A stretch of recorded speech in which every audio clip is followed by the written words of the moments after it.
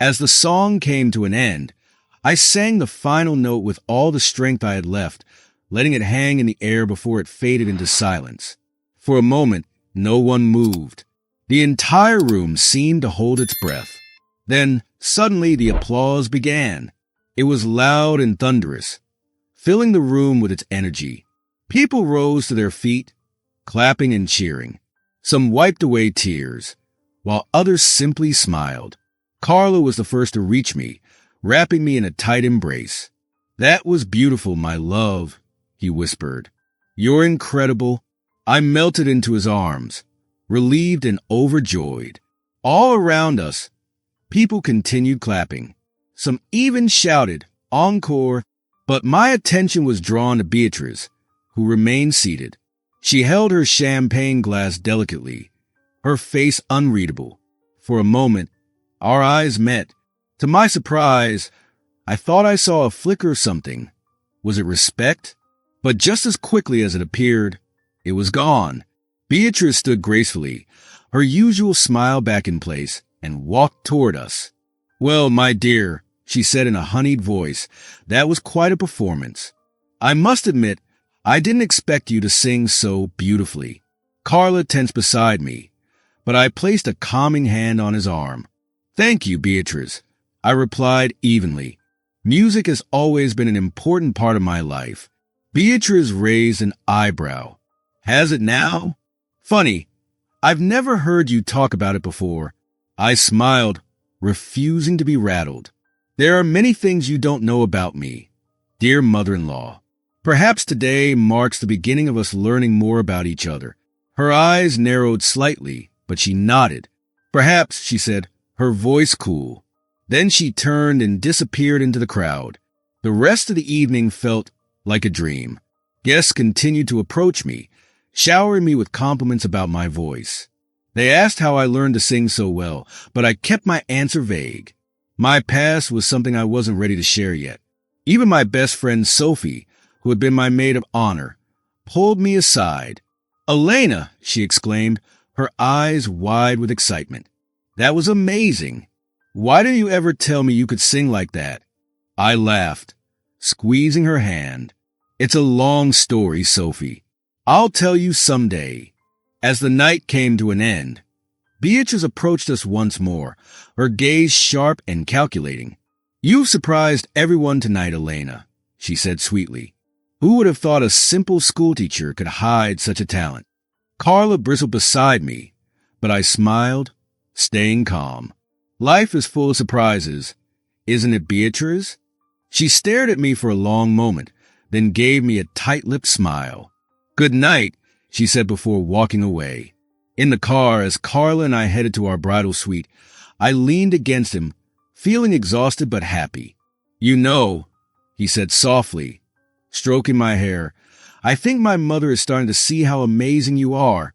I smiled but couldn't shake a small worry. Maybe, but it might just make her try harder to find my flaws. He hugged me tightly. "Whatever happens, we'll face it together. You're not alone anymore. We're a team." "Yes," I said, my heart full. "Together, we can handle anything." As the car drove through the quiet night, I thought back on the day. Beatrice's plan to embarrass me had turned into my triumph. I had shown a part of myself that I'd kept hidden for so long, and the response was better than I ever imagined. But I also knew this wasn't the end. Beatrice wasn't the kind of person to give up easily. There would be more challenges ahead. But as long as Carla and I faced them together, I knew we could overcome anything. Matteo gently kissed my forehead, his touch soft and reassuring. "We'll handle it together, my love," he whispered. "You're not alone now." His words comforted me. Yet I couldn't stop my mind from wandering back to a time when my life was very different. Back to my years at the Conservatory of Music in Barcelona. Years filled with dreams, challenges, and a passion that defined who I was. From as early as I could remember, music had been a part of me. As a child, I sang everywhere, at home, at school, even on the streets while walking to the market. Singing made me happy, and it seemed like my world was always accompanied by a melody. My parents noticed how much I loved music and signed me up for singing lessons when I was just 8 years old. That's when I met Madame Roy, my first music teacher. Madame Roy was a kind woman with a sharp ear for talent. It didn't take her long to see potential in me. One day, after I sang particularly well during a lesson, she looked at me and said, "Elena, you have a real gift. You should think about becoming a professional singer someday." Her words made me giggle. Me, a professional singer? It sounded like such a big, impossible dream. But Madame Roy didn't give up on the idea. She encouraged my parents to let me audition for the prestigious Conservatory of Music in Barcelona. The day of my audition was one of the most nerve-wracking days of my life. My hands were shaking so much that I thought I might drop my music sheets.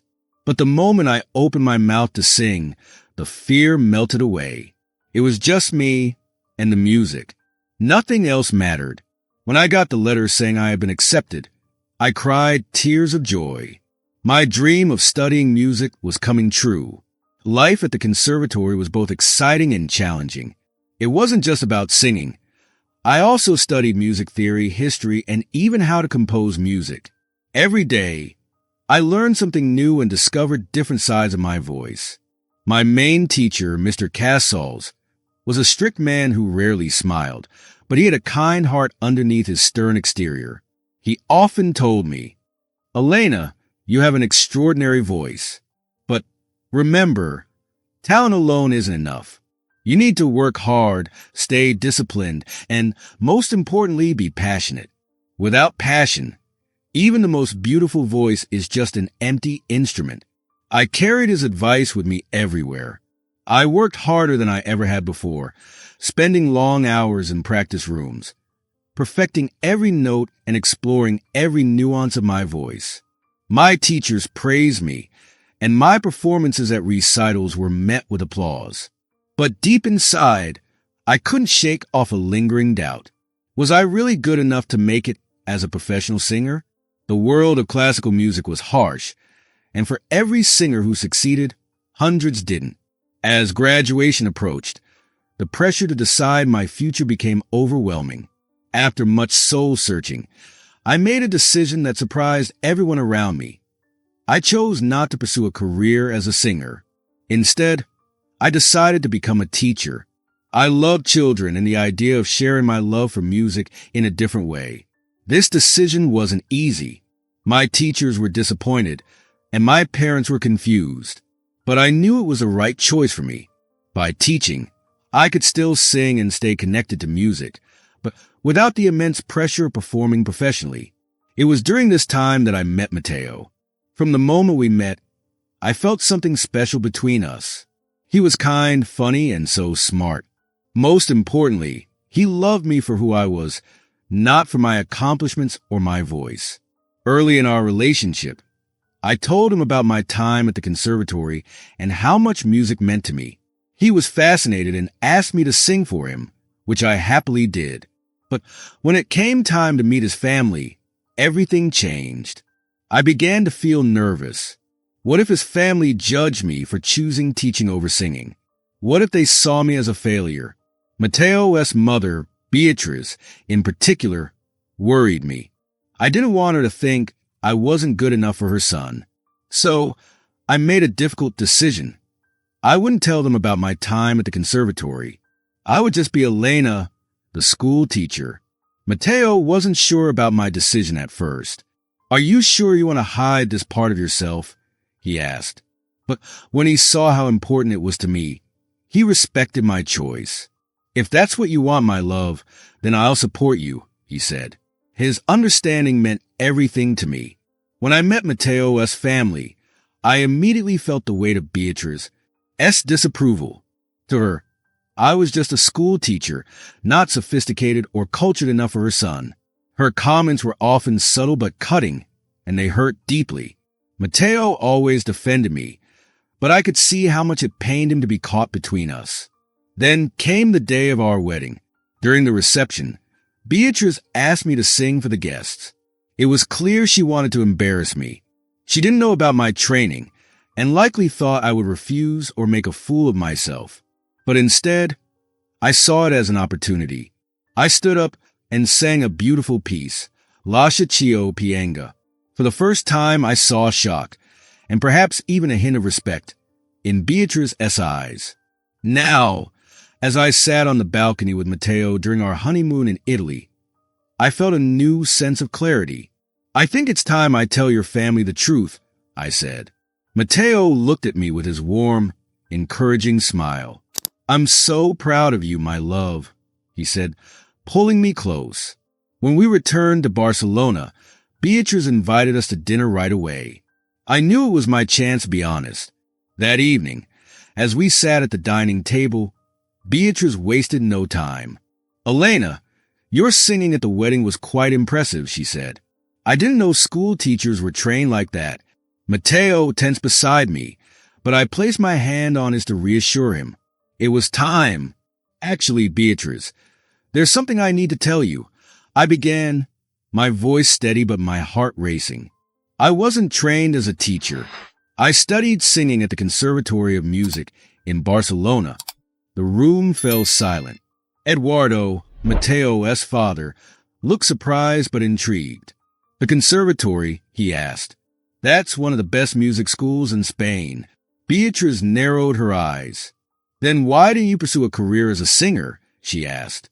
And why keep it a secret? I took a deep breath and told them everything. I spoke about my childhood love for music, my years of hard work at the conservatory, and the doubts that had crept in as I neared graduation. The world of classical music is incredibly competitive, I explained. I was scared of failing, of chasing a dream that might never come true. So I chose to teach instead. It allowed me to share my passion for music with children in a way that felt meaningful. I looked at Matteo and smiled. And then I met your son. For the first time, I found someone who loved me for who I was, not just for what I could do. Turning back to Beatrice, I continued. When it came time to meet your family, I was afraid. I thought you might judge me or think I wasn't good enough. So I kept my past a secret. But now I don't want to hide anymore. This is who I am. Beatrice sat quietly, her expression unreadable. Eduardo, on the other hand, smiled warmly.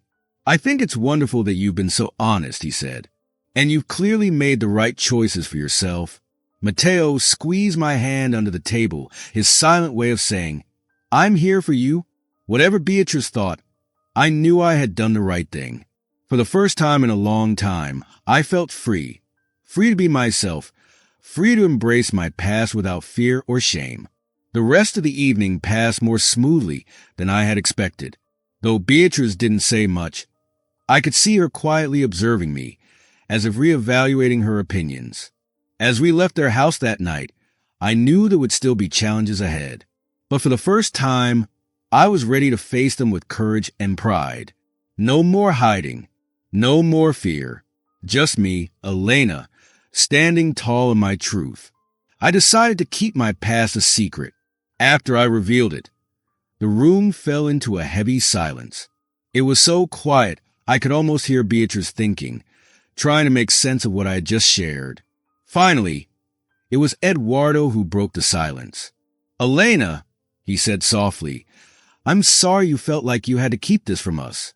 Please know we're proud of you no matter what. Right, Beatrice? All eyes turned to Beatrice. She picked up her glass of wine, taking a deliberate sip as if buying herself some time. Finally, she began to speak.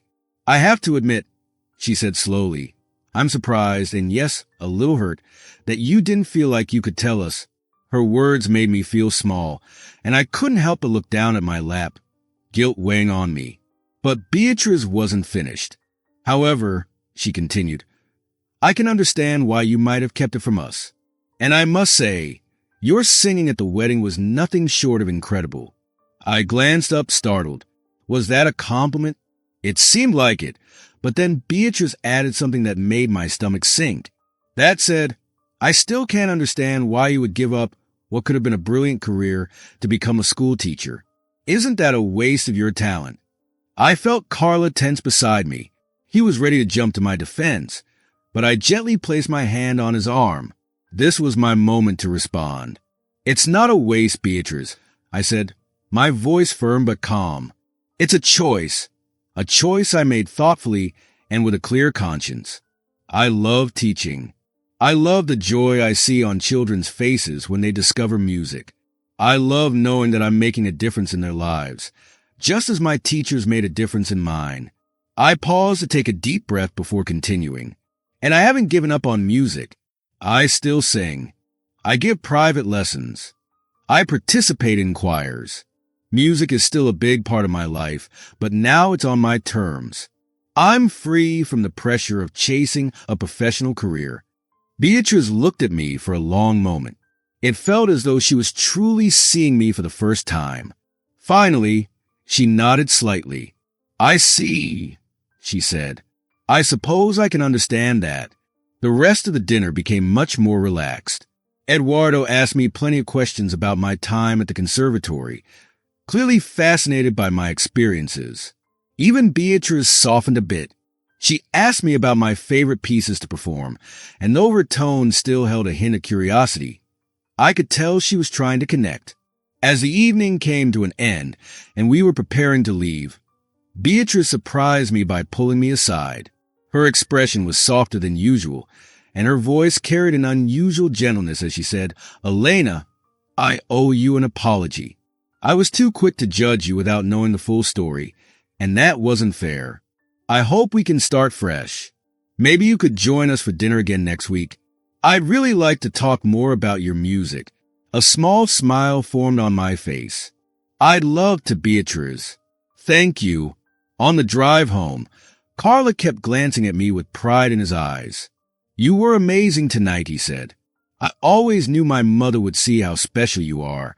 That night, as we prepared for bed, I caught myself humming softly, a tune born from the emotions of the evening. Carla came up behind me and wrapped his arms around me, his warmth chasing away any lingering tension.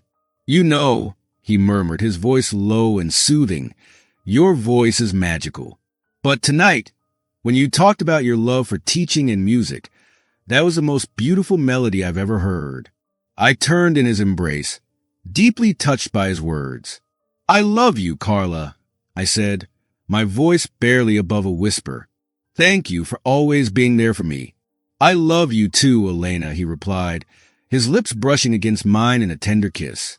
"And I'll always be here for you, for every note, every song, and every moment." As I drifted off to sleep that night, the steady rhythm of Carla's heartbeat beneath my ear, I felt a deep sense of peace. For the first time, I felt truly accepted. I realized I had finally found my true voice, a voice that no longer needed to hide, a voice I could share freely. Whether it was in a classroom, on a stage, or simply in Carla's arms, I had found harmony. Music, I realized, wasn't just about singing. It was about sharing your passion with the world. And I was finally living a life that felt in tune with my heart. The weeks that followed were full of change. My relationship with Beatrice continued to improve. While I could sense that she still didn't fully understand my choices, she made a genuine effort to connect. She began inviting me over for tea regularly and asked thoughtful questions about my musical training. One afternoon, as we sat in her garden sipping tea, Beatrice surprised me with an unexpected question. "Elena," she said, setting her cup down on the table, "have you ever thought about singing professionally again?" I nearly choked on my tea. "What do you mean, Beatrice?" She looked at me intently, her expression serious. "With your talent and the training you've had, don't you think you could do more? Teaching is important, of course, but—" I interrupted gently but firmly. "Beatrice, I appreciate your concern, but I really love what I do. Teaching fulfills me." She nodded slowly, though I could tell she wasn't entirely convinced. That night, as I lay in bed beside Carla, her words lingered in my mind. I couldn't shake the small seed of doubt she had planted. What if she was right? What if I was wasting my potential? Carla noticed my restlessness and turned to face me. "What's wrong, love?" he asked, his voice filled with concern. I told him about my conversation with Beatrice. He sighed, pulling me closer. Don't let my mother make you question yourself, he said. You're happy, and that's what matters. His words comforted me, but a part of me couldn't stop wondering, what if? A few days later, my best friend Clara invited me to a classical music concert at the Palau de la Música Catalana. I eagerly accepted, looking forward to hearing some of my favorite arias performed live. The night of the concert, the atmosphere in the grand hall was electric. As the lights dimmed and the music began, I felt myself swept away by the beauty of performance. Each note seemed to fill the air with magic. Then came the moment I had been waiting for, the aria Un bel di Vidrimo from Madame Butterfly. The soprano walked onto the stage, her gown sparkling under the lights. As she began to sing, her voice filled the hall. It was technically flawless, but something was missing. The passion, the emotion, the heart of the piece wasn't there. Without realizing it, I closed my eyes and began to softly hum along, imagining how I would sing it. The music flowed through me, and for a moment, it felt like I was back on stage. Suddenly, I felt a hand on my arm. Startled, I opened my eyes to see Clara staring at me with a mixture of surprise and wonder. Elena, she whispered, you're singing? I blinked, realizing I had been softly singing along without even noticing. I was humming softly, following the melody of the song. Oh, I said quickly, feeling embarrassed. But Clara shook her head. No, you don't understand, she said. I blushed. She was so beautiful, much prettier than the singer on stage. I blushed even more, not knowing what to say. The rest of the concert felt like a blur, with my mind full of confusing thoughts and feelings. After the concert, we went to a nearby cafe for a drink. Clara kept talking about my little singing moment. I can't believe you hide such a beautiful voice, she said. You should be on that stage, not sitting in the audience. I laughed and tried to downplay it. Clara, stop. It was just a crazy moment. I'm happy the way I am. But even as I said it, I felt like I was lying. The truth was, singing that night, even just for a little bit, had made me feel something I hadn't felt in a long time, a passion for singing that I thought I had left behind. We were so busy talking that we didn't notice a man walking up to our table. Excuse me, he said, surprising both of us. My name is Raul Delgado. I'm a music producer, and I couldn't help overhearing your conversation. Clara and I looked at each other, surprised. Raul continued. I was sitting right behind you during the concert. I heard your little performance, and it was amazing. Your voice is special. I haven't heard anything like it in a long time. I'd love to hear more. He pulled a business card from his pocket and gave it to me. If you're interested, I'd love to give you a tryout. I believe you have great potential. I took the card, feeling too stunned to say anything. Raul waved goodbye and walked away, leaving us both speechless. This is unbelievable, Clara said as soon as he was out of earshot. You have to call him back. But I hesitated. I don't know, Clara. I have a life here. I love my job. Clara took my hands in hers. Listen to me. You have an amazing gift. It would be a shame not to at least try. And Mateo loves you. He'll support you no matter what. That night, I went home with a lot of thoughts in my head. Mateo was waiting for me. Elena, are you okay? He asked when he saw my worried face. I told him everything. The concert, my singing, Raul, and his offer. Mateo listened quietly, and after a moment he smiled. Elena, I think you should do it. What?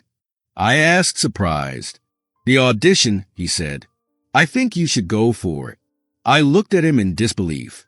But our life here, my job... Mateo gently took my face in his hands. Elena, I love you. I want you to be happy. If this opportunity can bring you happiness, you should take it. We'll figure out everything else. If this story made you think or gave you a new perspective, leave a comment below. I'd love to hear what you think. Don't forget to like and subscribe so you won't miss our future videos. Let's keep sharing thought-provoking stories and learning from life's lessons together. Thanks for watching, and I'll see you in the next video.